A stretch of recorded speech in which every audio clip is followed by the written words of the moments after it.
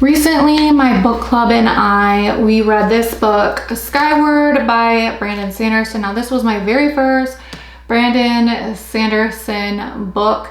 And I will tell you, I read this and I had some thoughts on this because there was one thing in particular. I just could not even sleep. I was thinking, that just did not quite make sense to me.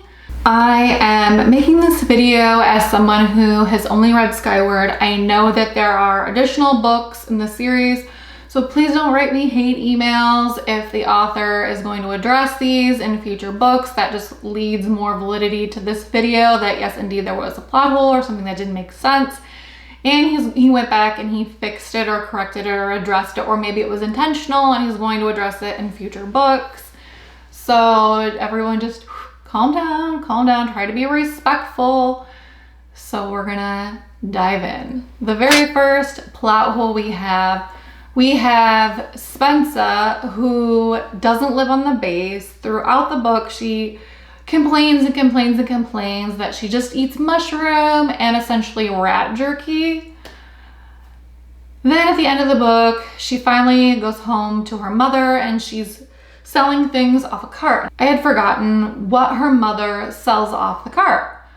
Okay, her mom, you know what her mom sells? It's algae wraps, which in my mind, I'm assuming is much like a taco stand or a taco cart or food truck. Why is Spensa eating rat jerky when she could be eating her algae wraps from her mom? And yeah, I know that the argument would be, oh, well, Spensa doesn't go all the way back to her hometown. She lives out in this cave, so she can't go back. But you know who does live in her hometown and is visiting her nearly every day? Roger. So Roger, why are you bringing Spensa these algae wraps? Why is she eating rat jerky every day? Like that didn't, I was puzzled by that. Plot hole number 2, Doomslug. In my mind, I viewed this creature as kind of like Pikachu, and he just kind of randomly showed up in the book, saying basic words, repeating what you're saying. I didn't understand his purpose of the book. In the book, it would have made more sense if he was the pilot that had originally crashed on detritus, but we didn't get there in this book. He was kind of mentioned and then he dropped off. So I'm not really sure what his purpose was in this book other than adding like a little element of cuteness. Plot hole number 3. Okay, and when I say this, I'm referring to the very last battle of the book. So we find out that the Krell can now destroy everybody on detritus, that there was initially a treaty that said, no, you cannot annihilate the entire population, but things have changed now, and now they can go in and get rid of everybody on the planet. That being said, when Spensa comes up and she's fighting the Krell must obviously detect this somehow. Why don't they just send in a whole bunch more troops and aircraft to finish them off? It just didn't make any sense to me. Plot hole number 4.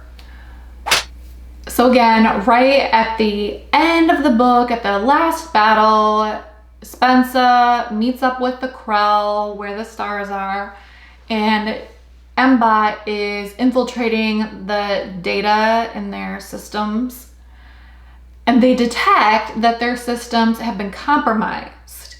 Why don't they just immediately get Spensa? They know where she lives.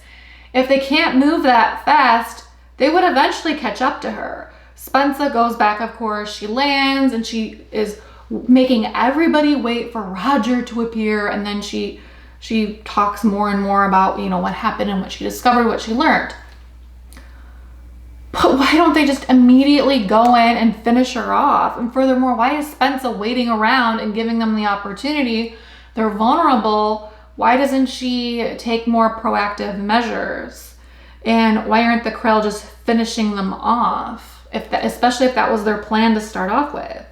Plot hole number 5.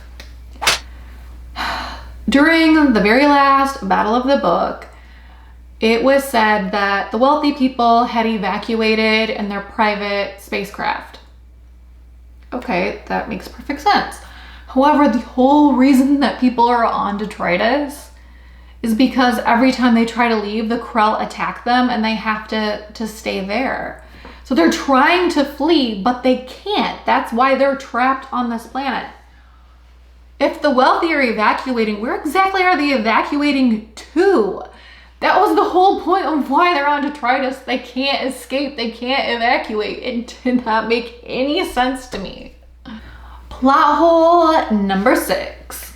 So right before the very last big battle of the book, there is another battle. This is the one where Spencer gets shot down and she has to eject at the last minute. During this battle, before that even happens, things are getting really intense. Spencer kind of sees that she needs help and she says, please, I need you, to Mbot, who doesn't respond and doesn't care, I guess. At the end of the book, he says, oh, I get to be my own master. I get to decide who I want to be. I can, rewrite my future or whatever.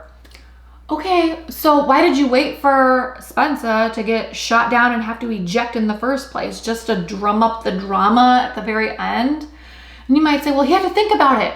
Okay, do you not remember earlier in the book where he said 10 seconds was a very long time?